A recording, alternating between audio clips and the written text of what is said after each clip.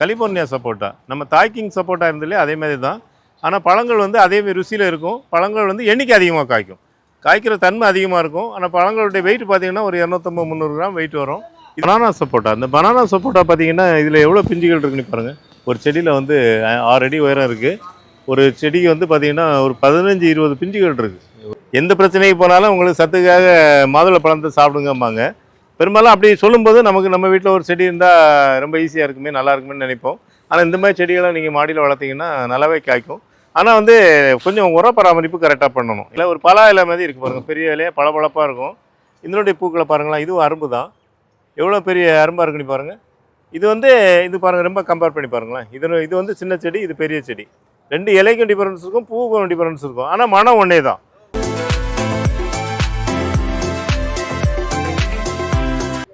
வணக்கம். சென்னை கூடாஞ்சியில் இருக்கக்கூடிய கிரீன்லேண்ட் நர்சரியில் டிசம்பர் மாதம் வந்திருக்க செடிகளை பற்றி தான் பார்க்க போகிறோம். நெல்லியில் வந்து இது எல்லாமே ஒட்டு செடிகள், எல்லாமே பெரிய பெரிய காய்களாக காய்க்கக்கூடிய செடிகள். நம்ம நிறைய வீடியோவில் சொல்லியிருக்கோம், எல்லா லோட்லேயுமே நெல்லி செடியும் வருது. ஏன்னு கேட்டால் நிறைய கஸ்டமர் இப்போ நெல்லியோடைய விட்டமின் சி பங்களிப்பை வந்து ரொம்ப உணர்ந்துருக்காங்க. அதனால் அதிகமாக பயன்பாட்டில் இருக்கிறதுனால இந்த நெல்லி செடியை எல்லாருமே வீட்டிலே வளர்க்க விரும்புகிறாங்க. கமர்ஷியலாக விவசாயிகளும் வளர்க்க விரும்புகிறாங்க. இந்த செடி காய்கள் எல்லாமே பெருசாக இருக்கும். இது வந்து தண்ணி கம்மியாக விடணும். அதே மாதிரி பார்த்திங்கன்னா நல்லா தண்ணி தேங்காத இடத்துல இந்த செடிகளை வளர்த்தோன்னா நிறையா காய்க்கும். இந்த லோட்டில் பார்த்திங்கன்னா நெல்லியில் கூட சின்ன செடிகளும் வந்திருக்கிறத நீங்கள் பார்க்கலாம். இது எல்லாமே ஒரு 2-3 அடி உயரம் தான். இந்த செடியெல்லாம் 250 ரூபாங்கிற ரேட்டில் தான் நம்ம சேல் பண்ணுறோம். எல்லாமே ஒட்டு செடிகள். ஒட்டு செடிங்கும் போதே உங்களுக்கு தெரியும், இதனுடைய காய்ப்பு தன்மை நல்லாயிருக்கும். ஒரு 2 வருஷம் 3 வருஷத்துலேயே காய்க்க ஆரம்பிக்கும், நம்மளுடைய பராமரிப்பை பொறுத்து. அடுத்து நம்ம பார்க்குறது பனானா சப்போட்டா. இந்த பனானா சப்போட்டா பார்த்திங்கன்னா இதில் எவ்வளோ பிஞ்சுகள் இருக்குன்னு பாருங்கள். ஒரு செடியில் வந்து 6 அடி உயரம் இருக்குது. ஒரு செடிக்கு வந்து பார்த்திங்கன்னா ஒரு 15-20 பிஞ்சுகள் இருக்குது. இங்கே பாருங்கள், 3, 5, 7, 8, 10, 12, 13, 15 பிஞ்சுகள் இருக்குது. அதேமாதிரி எல்லா செடியிலையுமே இருக்குது. ஒரு செடின்னு இல்லை, எல்லா செடியிலையுமே இருக்குது பாருங்கள். இதுலேயும் கூட இருக்குது. இந்த ரோடில் வந்த செடிகள் எல்லாமே பனானா சப்போட்டா பொறுத்த வரைக்கும் எல்லாமே காய்களோடு வந்திருக்கு. எல்லா செடியிலையுமே இருக்குது பாருங்கள். எல்லா செடியிலையுமே இருக்குது. இதுலேயும் கூட இருக்குது. இது வந்து ரொம்ப சுவையானது, ரொம்ப இனிப்பானது. அதே மாதிரி பார்த்தீங்கன்னா ஒரு வித்தியாசமான ருசி. அதாவது நம்ம சாப்பிடும்போது ஒரு இனிப்பு சுவையும் அதிகமாக இருக்கும். அதே மாதிரி பார்த்தீங்கன்னா கொஞ்சம் சாஃப்டாக இருக்கும். மற்ற பழங்கள் சாப்பிடும்போது ஒரு மணல் மாதிரி திரின்னு ஒரு நம்ம கடிப்படும். ஆனால் இது அது மாதிரி இல்லை, ரொம்ப ஒரு அல்வா மாதிரி இருக்கும். அடுத்து நம்ம பார்க்குறது மாதுளையில் இது பாகுவாங்கிற வெரைட்டி. இந்த முறை வந்து செடிகள் எல்லாமே ஹெல்த்தியான பிளான்ட்டாக இருக்குது. அதே மாதிரி பூக்களோடய வந்திருக்கு. இது வந்து எல்லா டாக்டருமே ஒரு ரெக்கமெண்ட் பண்ணுறக்கூடிய ஃப்ரூட் வெரைட்டி ஆச்சு. எந்த பிரச்சனைக்கு போனாலும் உங்களுக்கு சத்துக்காக மாதுளை பழத்தை சாப்பிடுங்கம்பாங்க. பெரும்பாலும் அப்படி சொல்லும்போது நமக்கு நம்ம வீட்டில் ஒரு செடி இருந்தால் ரொம்ப ஈஸியாக இருக்குமே, நல்லா இருக்குமே நினைப்போம். ஆனால் இந்த மாதிரி செடிகளை நீங்கள் மாடியில் வளர்த்திங்கன்னா நல்லாவே காய்க்கும். ஆனால் வந்து கொஞ்சம் உர பராமரிப்பு கரெக்டாக பண்ணணும், கொஞ்சம் சத்தான உரங்கள் போடணும். அந்த மாதிரி இருந்தால் தான் இது காய்க்கும். இது மாடியில் வளர்க்கலாம், தரையிலையும் வளர்க்கலாம். மாடியில் வளர்க்கும்போது நல்ல மண்கலவையாக போட்டு நம்மளை எல்லா சத்துக்களும் கிடைக்கிற மாதிரி பண்ணோன்னா நல்லபடியாகவே காய்க்கும். அடுத்து நம்ம பார்க்குறது பாரிஜாதம். இந்த பாரிஜாதம்ங்கிறது இது பெரிய பூக்களாக வர்றது. ஏற்கனவே இந்த செடிகளை நிறைய பேர் பார்த்துருக்க வாய்ப்பில்லை. இந்த செடியை தான் பார்த்துருப்பீங்க. இந்த மாதிரி சின்ன இலைகள் இருக்கிறது தான் பார்த்துருப்பீங்க. இதுதான் நிறைய இடங்களில் கல்யாண வீடுகளோட கிஃப்டாக கொடுப்பாங்க. 2 நாளைக்கு முன்னாடி நம்ம நர்சரிக்கு எதிரில் வித்யா மந்திர்னு ஒரு ஸ்கூல் இருக்குது. அதாவது இந்த எஸ்டான்ஷியா பில்டிங்கில் அந்த குழந்தைங்களுக்கு வந்து 2000 குழந்தைங்களுக்கு நம்ம கிஃப்டாக அந்த பாரிஜாதம் செடியை கொடுத்தோம். அது வந்து அவங்களுக்கு வளர்க்குற முறைகளை பற்றியும் நம்ம ஒரு வீடியோ பதிவு பண்ணி கொடுத்துருக்குறோம். ஏன்னா இல்லை குழந்தைங்களுக்கு வளர்க்க தெரியாது இல்லையா. அது ஏன் இந்த பாரிஜாதத்தை செலக்ட் பண்ணோன்னா இதனுடைய மனம் எல்லாருமே அட்ராக்ட் பண்ணுற மாதிரி இருக்கும். அதனால தான் இந்த பாரிஜாதத்தை செலக்ட் பண்ணோம்.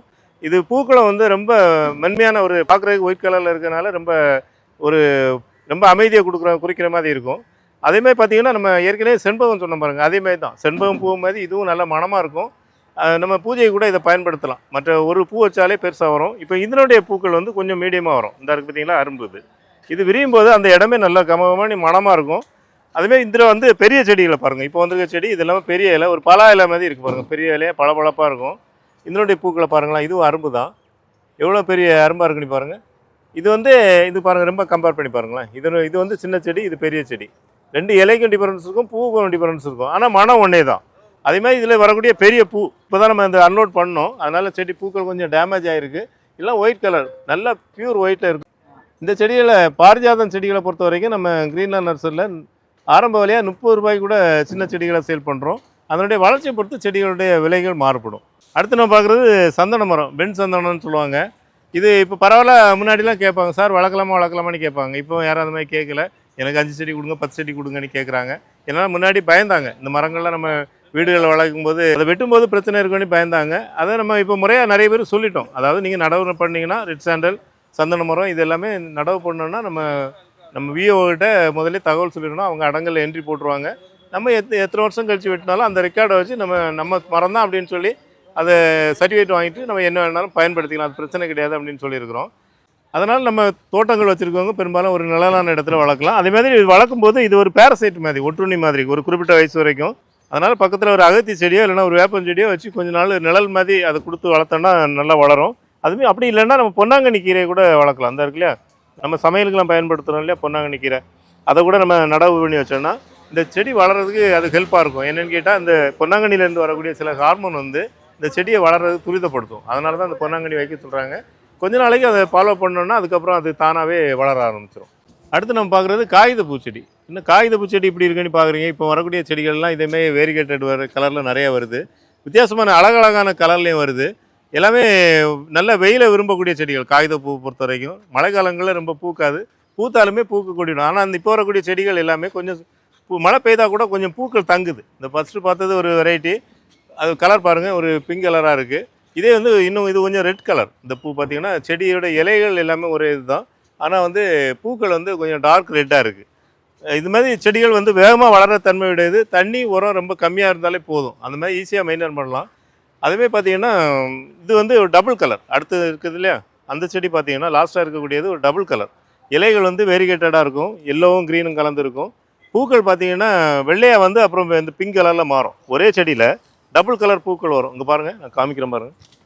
இந்த பூக்கள் பார்த்தீங்கன்னா இதே மாதிரி கலர் சேஞ்ச் ஆகும். எவ்வளோ அழகாக இருக்குன்னு பாருங்கள், சூப்பராக இருக்கும். இது வந்து நாங்கள் மாடி தோட்டத்தில் ஒரு செடி வச்சுருக்குறோம். அந்த செடி பார்த்தீங்கன்னா ஒரு 1.5 அடி தொட்டியில் தான் வச்சுருக்குறோம். ஆனால் வந்து 1.5 அடி செடியை வச்சது இப்போ வந்து ஒரு 10 அடி அளவுக்கு வளர்ந்து அவ்வளோ பூக்கள் இருக்குது. எப்போவுமே பூக்கள் இருக்க மாதிரி ஒரு வெரைட்டி காகித பூச்செடி எல்லாமே.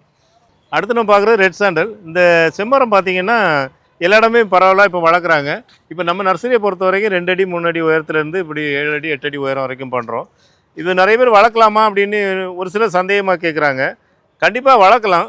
முன்னாடி பார்த்தீங்கன்னா இதை வளர்க்குறதுக்கு தடைனி கிடையாது. நம்ம வளர்க்கும்போது நம்ம வில்லேஜ் ஆஃபீஸர்கிட்ட வந்து நம்ம வந்து ஒரு பதிவு பண்ணிக்கணும். அந்த அடங்கலில் பதிவு பண்ணிட்டோன்னா நம்ம கட் பண்ணும்போது நம்ம அவங்ககிட்ட பெர்மிஷன் கேட்டு வளர்க்கலாம்.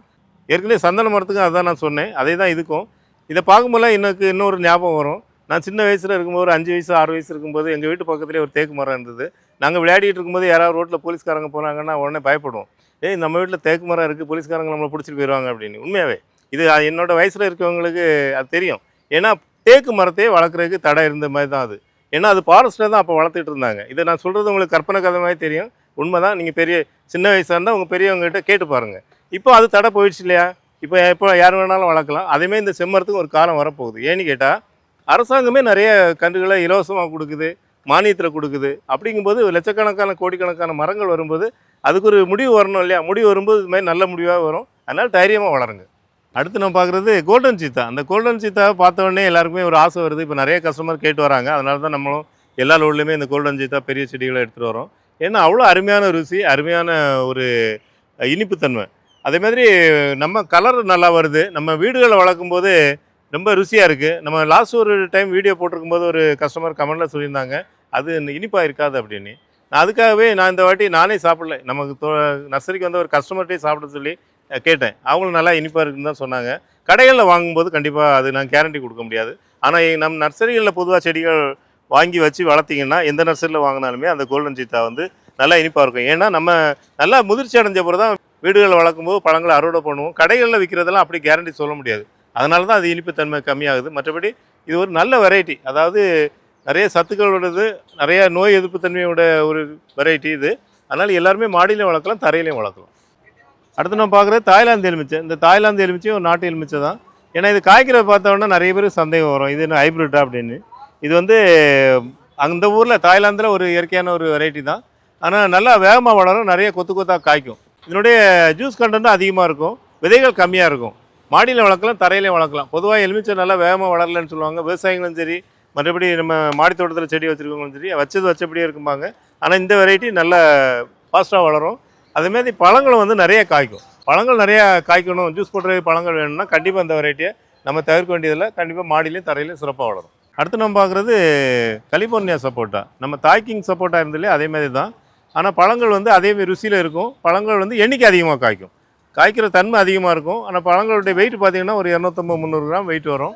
இது எல்லாமே பெரிய செடிகளாக வந்திருக்கு. ஒரு 8 அடி ஹைட்டில் இருக்குது பாருங்கள். பெரிய செடிகளாக எல்லாம் பிஞ்சுகளோடு வந்திருக்கு. இது நிறையவே காய்க்கும். அதனால் இதை வந்து மாடியிலையும் வளர்க்கலாம், தரையிலையும் வளர்க்கலாம். இது கமர்ஷியலாக கூட இந்த செடிகளை வளர்க்கலாம். ஏன்னா இதனுடைய ருசி அது மாதிரி மக்கள் வாங்கினாங்கன்னா அதை திருப்பி வாங்க தூண்டுற அளவுக்கு உள்ள ருசியில் இருக்கும் இந்த சப்போட்டா ரகங்களை பொறுத்த வரைக்கும். கலிஃபோர்னியா சப்போட்டா பொறுத்த வரைக்கும் நம்ம ஏற்கனவே இது வரைக்கும் நம்ம நர்சரிக்கு வரல. ஃபஸ்ட் டைம் நமக்கு இப்போ தான் வந்திருக்கு. வந்த செடிகள் எல்லாமே பெரிய செடிகளாக இருக்குது. அடுத்து நம்ம பார்க்குறது முந்திரி. இந்த முந்திரி வந்து பார்த்திங்கன்னா ஒரு காலத்தில் நம்ம இந்தியாவிலேயோ இல்லை தமிழ்நாட்டிலேயோ இது அதிகமாக வெளிநாட்டுக்கு தான் ஏற்றுமதி பண்ணிகிட்டு இருந்தாங்க. ஏன்னா அன்னைக்கு இருந்த சூழ்நிலைக்கு எல்லாராலையும் இது சாப்பிட முடியாத ஒரு பொருளாக இருந்து இன்றைக்கி எல்லா வீட்லேயுமே இது சாதாரணமாக பயன்படுத்துகிற ஒரு பொருளாகிடுச்சு. ரொம்ப ப்ரோட்டீன் கண்டென்ட் அதிகமானது. அதாவது இதனுடைய சத்துக்களை வந்து நம்ம சொல்லவே முடியாது. அந்த அளவு ப்ரோட்டீன் கண்டென்ட் அதிகமானது. நிறைய சத்துக்கள் அதில் அடங்கியிருக்கு.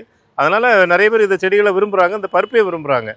இதை வந்து நம்ம மாடியில் வளர்க்கலாம். ஆனால் சின்ன வயசில் அந்த மரங்களை பார்த்தவங்களுக்கு எப்போவுமே ரொம்ப ஆசையாக இருக்கும். ஏன்னா இந்த மரங்களில் அந்த பழங்கள் வந்திருக்கும்போது அவ்வளோ ஒரு அழகாக இருக்கும். இந்த ஒரு சீரியல் லைட் போட்ட மாதிரி அழகாக இருக்கும். இதில் மஞ்சள், சிவப்பு அந்த மாதிரி வரும். சில பழங்கள் பார்த்திங்கன்னா பெருசாக இருக்கும், சில பழங்கள் சின்னதாக இருக்கும். இதுமாதிரி நிறைய வித்தியாசமாக வரும். இந்த 3 வருஷத்தில் காய்க்குன்னு சொல்கிறது எல்லாருக்குமே அதிர்ச்சியாக இருக்கும் நிறைய பேருக்கு. ஏன்னா அப்போல்லாம் பார்த்தீங்கன்னா விதையிலேருந்து வரக்கூடிய செடிகள் ஒரு 1 சென்ட் 2 சென்ட் இடத்த அப்படியே ஆக்குபை பண்ணிக்கும். அப்படியே ஃபுல்லாகவே பெரிய மரமாக இருக்கும். அந்த மாதிரி நினைவுகள்லாம் நிறைய பேருக்கு தோணும் அவங்க வீட்டில் இருந்த மரங்களை பார்த்தா. இப்போ அப்படி இல்லை, இதை தொட்டிலே வளர்க்கலாம். இப்போ எல்லா செடிகளுமே தொட்டியில் வளர்க்குற மாதிரி வந்துச்சு. அதேமாதிரி இந்த முந்திரியும் தொட்டியில் வளர்க்குற மாதிரியே வந்துச்சு. அடுத்து நம்ம பார்க்குறது வியட்நாம் சாத்துக்குடி. நம்ம ஏற்கனவே பாரி ஒன் சாத்துக்குடி பார்த்தோம். இந்த வியட்நாம் சாத்துக்குடி பார்த்திங்கன்னா ஷேப்லேயே வித்தியாசம் இருக்கும். அது பாருங்கள், கூம்பு மாதிரி வரும். இது மாதிரி சாத்துக்குடி எலுமிச்செல்லாம் பார்த்துருக்க மாட்டீங்க. ரொம்ப வித்தியாசமாக இருக்கும். நல்ல பெரிய பழமாக வரும். ஒரு 300-400 கிராம் வெயிட் வர மாதிரி பெரிய சைஸாக வரும். பாருங்கள், கொத்து கொத்தாக காய்க்கிற தன்மையோடு இருக்கும். ஒரு கூம்பாக இருக்குது பாருங்கள். இங்கே வந்து அகலமாகவும் இங்கே கூம்பாகவும் இருக்குது. இது வந்து சதைப்பகுதி அதிகமாக இருக்கும். ஆனால் அதே டைமில் டேஸ்ட்டும் நல்லாயிருக்கும். நல்லா ஸ்வீட்டாக இருக்கும். அதேமாரி தான் இப்போ பாரி ஒன் சாத்துக்குடி. நம்ம கிரீன்லேண்ட் நர்சரியில் இந்த 2 சாத்துக்குடிக்குமே ரொம்ப இம்பார்ட்டன்ஸ் கொடுக்குறோம். நீங்கள் கடைகளில் சாத்துக்குடி பழம் வாங்கினீங்கன்னா அந்த பழத்தை அப்படி திருப்பி பாருங்கள். திருப்பி பார்த்தீங்கன்னா அடியில் வந்து ஒரு ரவுண்டு தெரிஞ்சுன்னா ஒரு காயின் மாதிரி ரவுண்டு தெரிய பாருங்கள். இது பாரி ஒன் சாத்துக்குடி. நீங்கள் ஈஸியாக ஐடென்டிஃபை பண்ணலாம். இதில் வந்து என்ன பண்ணிவிட்டுன்னா இது வந்து தோல் வந்து ரொம்ப மெலிசாக இருக்கும். நம்ம வியட்நாம் சாத்துக்குடியோட மெலிசாக இருக்கும். ஆனால் பழங்கள் வந்து ஒரு 200 கிராம் 300 கிராம் தான் 200 கிராம் தான் வரும். ஆனால் வியட்நாம் சாத்துக்குடி அப்படின்னா பெரிய பழங்களாக வரும். ஒரு 300 கிராம் 350 கிராம் வர மாதிரி பெரிய பழங்களாக வரும். அடுத்து நம்ம பார்க்குறது காலாபாதி சப்போட்டா. இது கொஞ்சம் நீள் வடிவத்தில் இருக்கும். இதை நிறைய பேர் விரும்புவாங்க. ரொம்ப தேன் சப்போட்டான்னு கூட சொல்லுவாங்க. நம்ம கிரிக்கெட் பால் சப்போட்டா இந்த காலத்தில் உள்ள ஒரு வெரைட்டி இது. இதே நிறைய பேர் விரும்பி கேட்குறாங்க. பழைய வெரைட்டியாக இருந்தால் கூட நிறைய விரும்பி கேட்குறாங்க. ரொம்ப இனிப்பாக இருக்கும். அதனால தான் தேன் சப்போட்டான்னு சொல்கிறது. காய்க்கிற தன்மையும் அதிகமாக இருக்கும். இந்த சின்ன செடிகளே நிறைய பிஞ்சுகள் இருக்கிறது நீங்கள் பார்க்கலாம். இது எல்லாமே ஒட்டு செடி. இந்த ஒட்டு செடிகளை மட்டும் முக்கியமாக நான் எல்லா வீடியோவிலும் குறிப்பிட்டு சொல்லுவேன். இந்த ஒட்டு பகுதியை வந்து கரெக்டாக நம்ம வாட்ச் பண்ணணும். ஆக்சுவலாக பார்த்தீங்கன்னா இந்த மாதிரி இந்த ஒட்டு கீழே வந்து வளர்ந்ததுன்னா அது வந்து சரியாக காய்க்காது. இந்த ஒட்டு பகுதியில் ஏதாவது துளிர் வந்துன்னா நம்ம அதை கட் பண்ணிடணும். இந்த ஒட்டு பகுதியோ இல்லைன்னா ஒட்டு பகுதி கீழ்ப்பகுதியிலையோ துளிர் விட்டுதுன்னா நம்ம கட் பண்ணி வளர்த்தோன்னா தான் மேலே உள்ள சப்போட்டா செடி வளரும். இல்லைன்னா ஏன்னா இந்த தாய் செடியாக பயன்படுத்திருக்கக்கூடிய செடி வேறு பாலா நாத்தாக இருக்கும், இல்லை இழுப்ப நாத்தாக இருக்கும். அப்போ அது வந்து நமக்கு வேகமாக வளரும். ஆனால் அதே டைமில் பழங்கள் வராது. அது மட்டும் நல்லா இந்த செடியில் இல்லை, எந்த ஒட்டு செடிகளை வளர்த்தாலுமே நீங்கள் இதை மட்டும் இந்த ஒட்டு பகுதியை ஒரு குறிப்பிட்ட காலத்துக்கு நல்லா வாட்ச் பண்ணிகிட்டே இருக்கணும். அப்படி இருந்தால் மற்ற ரக செடிகள் எதோ வளர்ந்தால் அதை நம்ம கட் பண்ணி ரிமூவ் பண்ணிடணும். இது வரைக்கும் நம்ம இந்த டிசம்பர் மாதம் அந்த லோடில் இருக்க செடிகளை பற்றி பார்த்தோம். இது வந்து நிறைய பெரிய செடிகள் வந்திருக்கு. மாமரமாக இருந்தாலும் சரி, பலாமரமாக இருந்தாலும் சரி, பெரிய செடிகள் அதிகமாகவே வந்திருக்கு இந்த லோடில். எல்லாமே உடனடியாக காய்க்கிற மாதிரி உள்ள செடிகள். புதுசாக பார்க்குறவங்களா இருந்தால் சப்ஸ்கிரைப் பண்ணுங்கள். மற்றபடி இது உங்களுக்கு இந்த வீடியோவில் வந்திருக்க செடிகள் உங்களுக்கு பிடிச்சிருந்தால் யாருக்காவது உங்கள் ரிலேட்டிவ்ஸ் ஃப்ரெண்ட்ஸுக்கு ஷேர் பண்ணுங்கள். நன்றி, வணக்கம்.